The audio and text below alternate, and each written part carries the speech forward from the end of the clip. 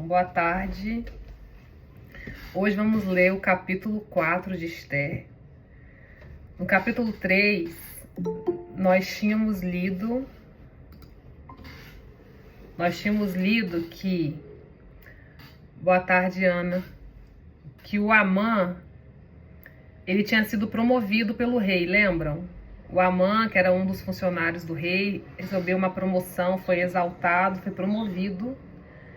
E aí todos os servos do rei tinham que se inclinar para ele e se prostrar perante esse Amã. E Mordecai, que era o primo de Esther, que criou ela como filha, era o único que não se inclinava e nem se prostrava. Por conta disso, Amã ficou furioso, com muita raiva, que encheu-se de furor, e ele conseguiu convencer o rei de fazer um decreto para extermínio desse povo. Mas você consegue tirar o áudio para não ficar dando som aqui? Isso. Então, o que ele falou para o rei? Rei, existe um povo, que é o povo, né, judeu, que eles não se prostram. Eles não reverenciam outras leis. Então, ele não prostrou para mim, também não vai prostrar, né, pro próprio rei. E com isso o rei aceitou aquilo e falou, então tá, então vamos fazer as cartas, né, esse decreto, para extermínio desse povo. Entregou o anel de selar para o Amã fazer as cartas. Então, o capítulo 3, ele termina com todo o povo da cidade de Suzã perplexa por essas cartas para extermínio do povo judeu. Quer falar alguma coisa, Ana? Tá com a mãozinha levantada, não sei se ela apertou errado ou se ela entrou de forma errada aqui.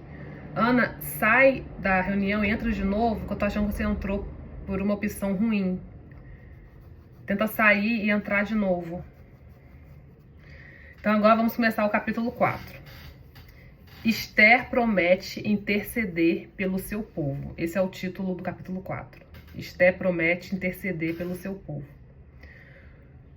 Versículo 1. Quando soube Mordecai tudo quanto se havia passado, rasgou as suas vestes e se cobriu de pano de saco de cinza, e saindo pela cidade, clamou com grande e amargo clamor.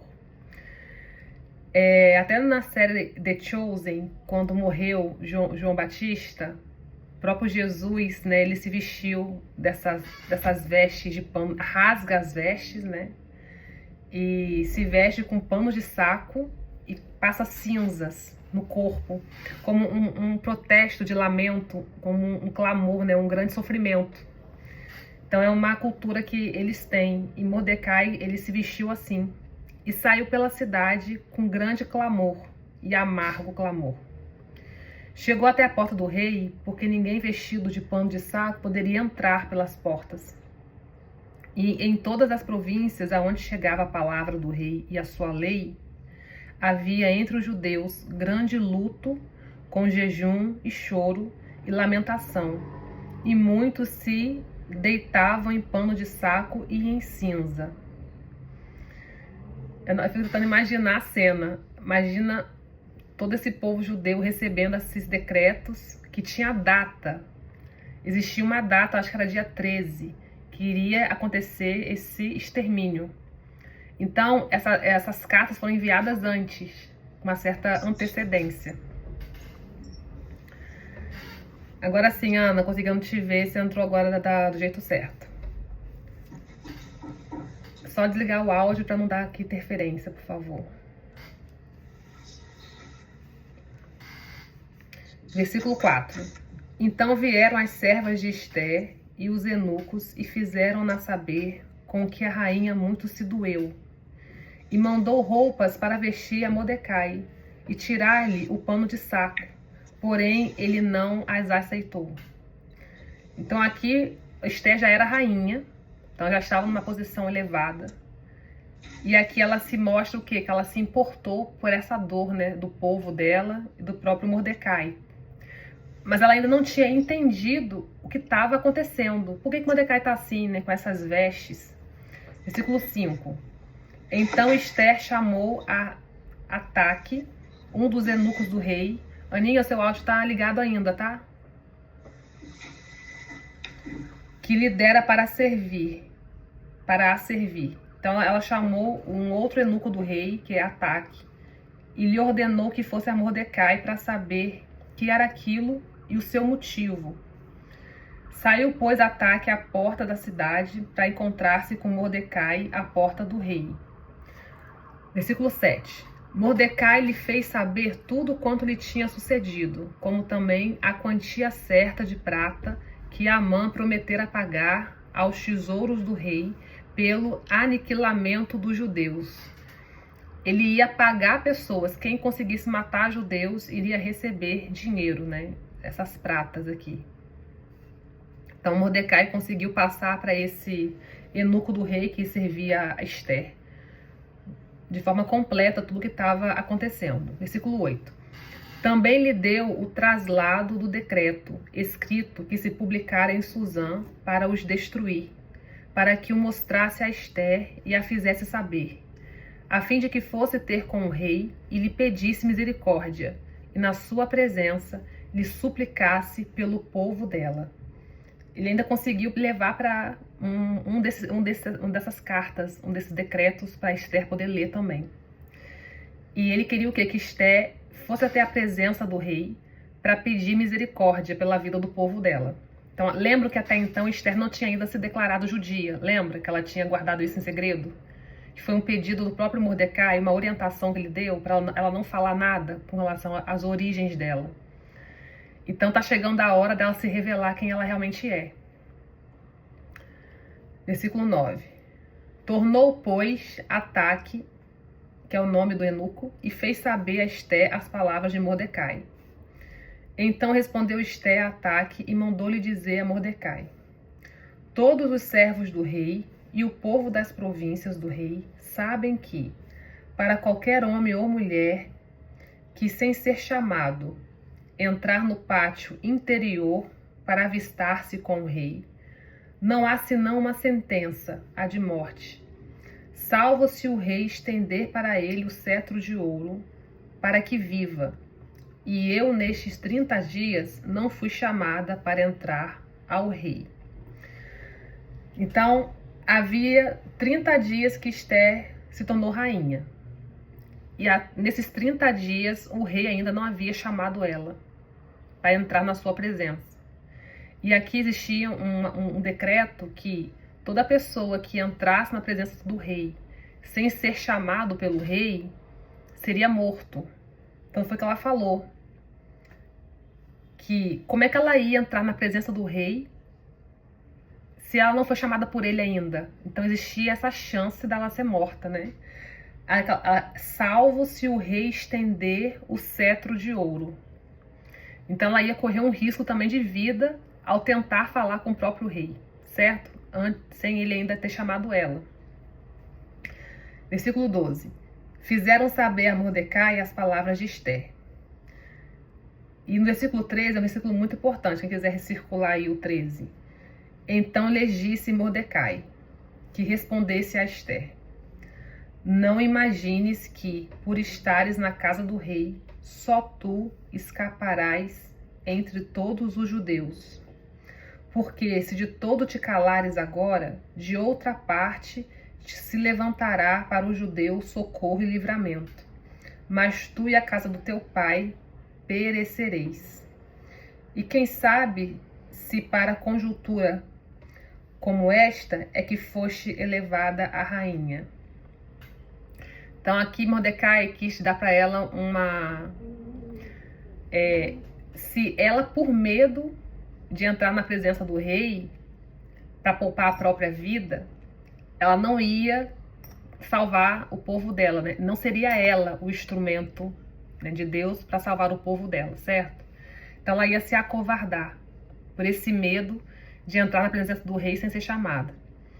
E aí Mordecai falou: mas não se engane, Ester, o fato de você estar dentro da casa do rei, o fato de você ser rainha, isso não vai...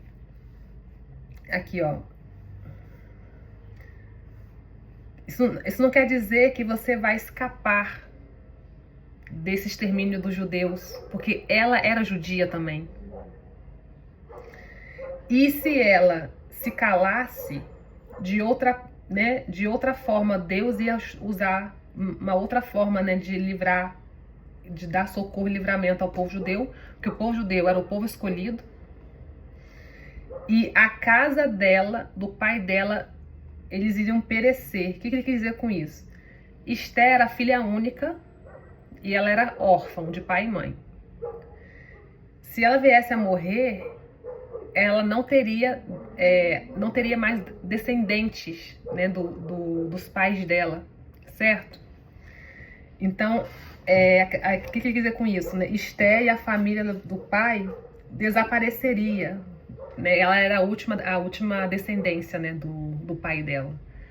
Então agora ela casada com o rei, quando ela tiver filhos, aí sim iria dar continuidade à descendência. Mas se ela morre antes de ser mãe, iria acabar nela, né, a descendência. Então Mordecai deu para ela todos esses avisos, né, essas chamadas, né, de atenção. E ele finaliza. E quem sabe, Esther, não foi para um tempo como este que você foi levada à rainha. Então, até esse ponto aqui, eu interpreto que Esther estava ainda com os olhos espirituais adormecidos. Ela não estava compreendendo a gravidade disso tudo. E nesse momento que Mordecai fala tudo isso para ela, que aí ela vai se posicionar nos próximos versículos, eu entendo que ela compreendeu até mesmo o propósito dela como rainha. Ela foi levada à rainha para salvar o próprio povo. Antes dela saber que ela faria isso, né? Tinha algo maior por trás dela ser rainha. Então disse Esther que respondesse a Mordecai. Lá no versículo 16. Vai, ajunta a todos os judeus que se acharem em Susã, e jejuai por mim, e não comais nem bebais por 3 dias, nem de noite nem de dia. Eu e minhas servas também jejuaremos. Então aqui há também um ensinamento de oração, de clamor, de jejum, de rendição. E aqui ela não só vai jejuar, como ela vai pedir para todas as servas dela jejuar e todo o povo judeu também jejuar. Por essa causa e também como se fosse um apoio para ela, esse jejum que hoje eu acredito no poder do jejum e da oração. Quando a gente quer romper situações que parecem ser impossíveis de serem resolvidas. Mas é como se a gente aqui na Terra conseguíssemos mover o céu. É um clamor que sobe para Deus. E o jejum e a oração é como se fosse uma arma de guerra no mundo espiritual.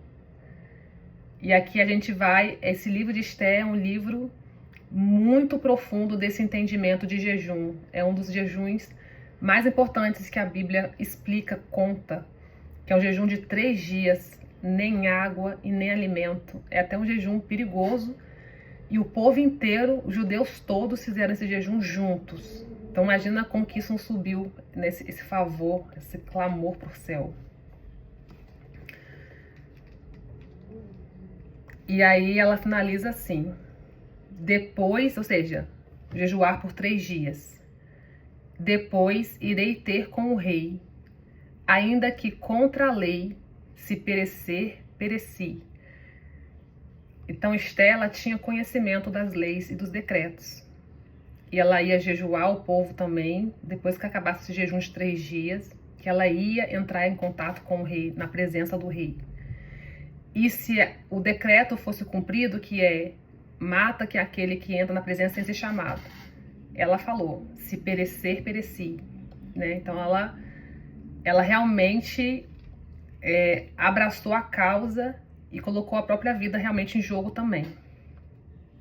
Em prol de não acontecer o extermínio do povo dela.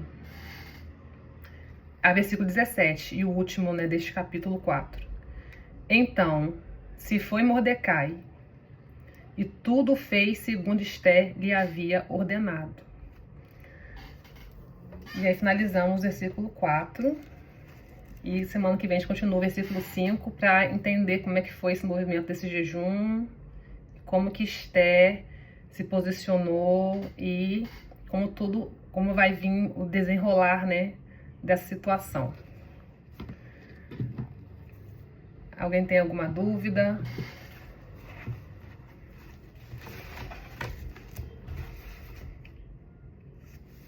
Eu ganhei esse livro, tá sendo muito bom ler ele, que é sobre Esther, da província ao palácio. Eu queria só ler hoje com vocês a introdução, porque eu acho que o livro vai nos dar mais uma base para entender essa história de Esther.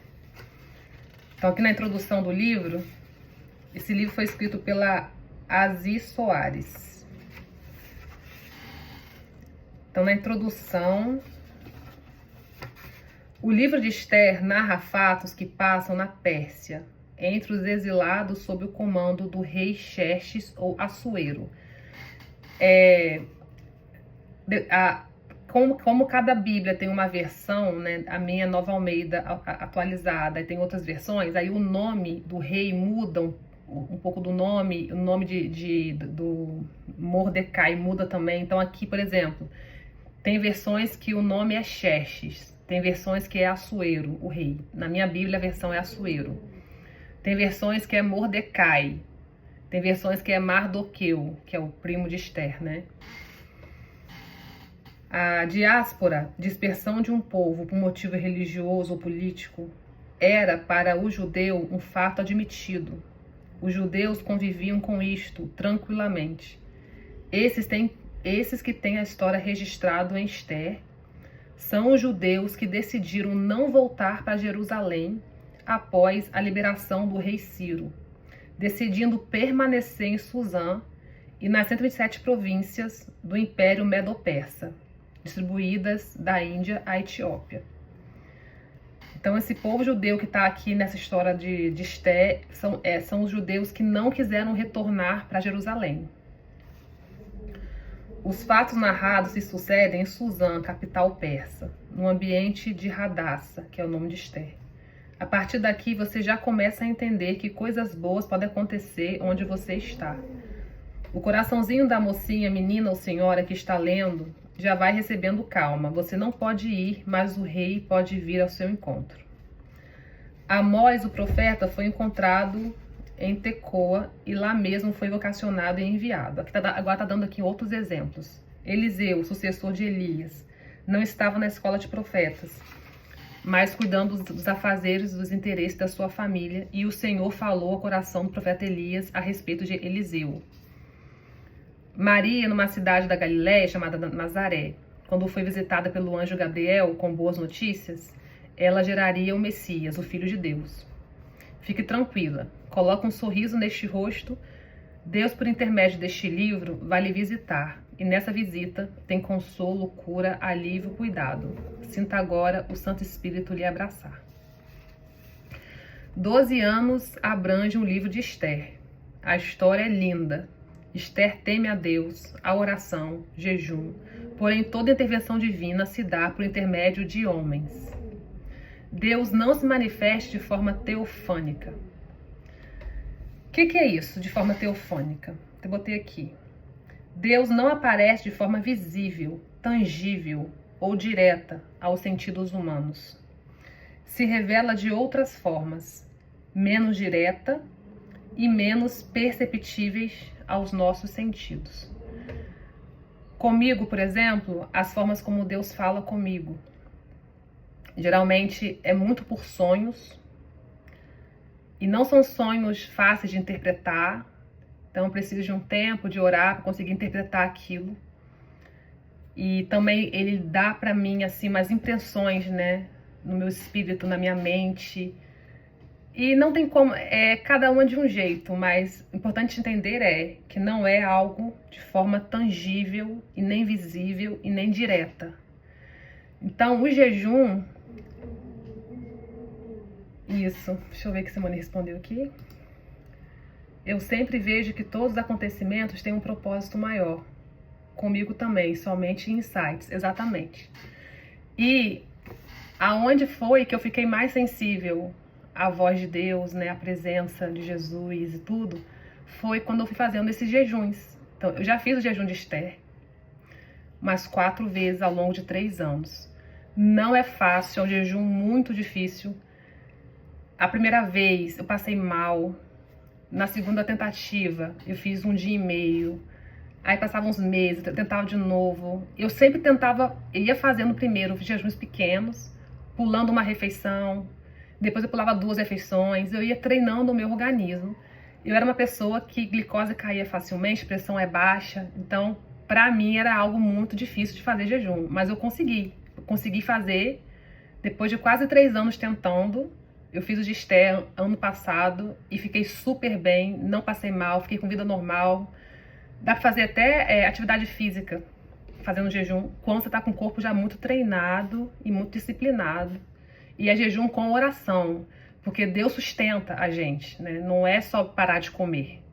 Tem que ter entrega, tem que ter leitura da palavra. Então, eu sempre fiz jejum com uma condução do Espírito Santo e lendo a Bíblia junto. Porque troquei o alimento físico para o alimento espiritual, que é a palavra de Deus. Então, essa foi uma forma que eu percebi que eu entrei em outro nível em Deus quando eu jejuei. Então, eu já jejuei Esther completo, deu até 3 dias e meio até, mas eu fiquei com a água, eu tirei só alimentos. E esse sem água, sem alimento, sem água, eu acho muito, muito complicado, muito difícil. Então, eu fiz só com água. Não bebi café, nem chá, somente água por 3 dias, consegui 3 dias e meio. Também fiz jejum de Daniel, que é um livro da Bíblia também até grande, que é um profeta, que é o que foi para a cova dos leões, que foi jogado na fornalha 7 vezes mais quente, saiu ileso. E eu acredito que as histórias da Bíblia aconteceram, tá? É a minha opinião, é o que eu acredito, as histórias da Bíblia, elas aconteceram com todas essas pessoas, são histórias reais, que foram registradas. Assim como pessoas até hoje escrevem livros com inspiração do Espírito Santo. Isso que não substitui a Bíblia. Nem os livros que eu escrevo substituem a Bíblia. Mas ajuda a compreender a Bíblia. São pessoas que caminham com Jesus, que têm um pouco mais de intimidade, se aprofundam nos estudos e escrevem livros para ajudar os outros na caminhada. Então, o jejum e oração é uma forma também de intensificar aí essa audição, nossos ouvidos espirituais ficarem mais abertos, nossos olhos espirituais ficarem mais abertos. Então aqui, né, aí, o livro da Azi, né, ela fala, né, que toda intervenção divina se dá por intermédio de homens. Deus não se manifesta de maneira teofânica. Ele está presente quando induz Hegai a olhar de modo diferente para Esther. Quando juntos os judeus oram e jejuam. Temos até um tipo para o Espírito Santo quando Mordecai, na porta, denuncia o plano de morte contra Xerxes e intercede pelos judeus a Esther. Que eu acho que isso aqui te leu no capítulo 2. Lembra que o primo de Esther viu que 2 funcionários queriam matar o rei, ele foi lá e avisou Esther, Esther conseguiu avisar o rei. Aquilo foi desfeito. Então aqui ela está dando exemplos que é o próprio Deus agindo por meio de nós, né? Por meio dos homens, de seres humanos. Pois é por meio do homem que Deus se manifesta ao homem. Deus, em demonstração de seu amor e cuidado pelo homem, fez do seu único filho, o homem, para morrer por nós. Aqui não temos anjos sendo enviados a convencer o rei Assuero que a menina Radassa era sua escolhida, ou que o povo de Israel estava sendo injustiçado. Tudo acontece com muito preparo, não milagrosamente e por meio de homens. Fique onde você está, mas vá se preparando, porque o tempo de palácio vai chegar. Tem aqui um versículo, 2 Timóteo 3,17. A fim de que o homem de Deus seja perfeito e perfeitamente habilitado para toda boa obra. E aqui ela também falou, né? Deus, em demonstração de seu amor e cuidado pelo homem, fez do seu único filho o homem para morrer por nós, que foi Jesus. Então, o único mediador entre nós e Deus foi o homem Jesus que esteve aqui. Que hoje, por meio do Espírito Santo dele, pode habitar em nós. E é por meio de Jesus que nós conseguimos acessar esse Deus também. Em toda a história de Israel, não se encontra outra rainha que tenha tido tanta relevância no contexto social e na preservação do povo. Tanto é que não há citação bíblica de uma história com tantos detalhes da vida de uma mulher como o de Esther. Isso é verdade. Quando lemos sua história, vemos o quanto o Senhor a abençoou e guiou seus passos, mesmo nos momentos mais difíceis. Além disso, mostrou seu favor nas situações mais inesperadas. Da mesma forma que aconteceu com ela, certamente acontecerá em sua vida, pois o Deus que cuidou de Esther é o mesmo que cuida de mim e de você. Esse Deus, ele não muda. Ah, a Bíblia é muito antiga, está defasada, mas ela tem 2000 anos. É o mesmo Deus, ele não muda. O caráter dele se relacionar é o mesmo até hoje. Meu desejo mais profundo é que Deus fale ao seu coração e te acrescente alegria e esperança, para que ao final desta leitura você possa também reconhecer e declarar a fidelidade de Deus em sua vida. Eu vou, quando eu tiver, hoje, por exemplo, tivemos uma leitura mais rápida, então já são 2h30, passou meia hora, eu consegui ler um capítulo do livro de Esther e consegui ler a introdução deste livro. Então, se na semana que vem a gente vê que dá, eu vou sempre tentar trazer um pouquinho, né, desse livro aqui também para complementar o nosso estudo. E aqui eu finalizo essa tarde com vocês. Alguém quer falar alguma coisa? Simone, você sempre diz que gosta de orar. Você gostaria? Se não quiser orar hoje, não tem problema. Se você quiser fazer a oração final hoje, ou minha mãe, ou Ana, alguém se prontifica a fazer a oração final, ou se preparar para a próxima semana fazer. Quer fazer, mãe? Não? Simone quer fazer a oração final? Então, vou fazer a oração final.